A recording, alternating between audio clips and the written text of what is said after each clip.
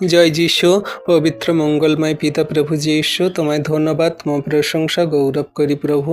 তুমি মহান দয়ালু কৃপাময় ঈশ্বর, জীবন্ত জাগ্রত পিতা। তোমার দয়া কৃপা করুণা অনুগ্রহ তোমার সন্তানদের প্রতি আছে।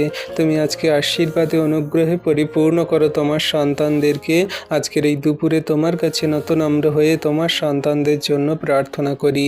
যে সমস্ত সন্তানরা হসপিটালে, নার্সিংহোমের, স্বাস্থ্যকেন্দ্রে ভর্তি, তাদেরকে তুমি সেই সমস্ত রোগ ব্যাধি থেকে তুমি ছুটকারা দাও প্রভু।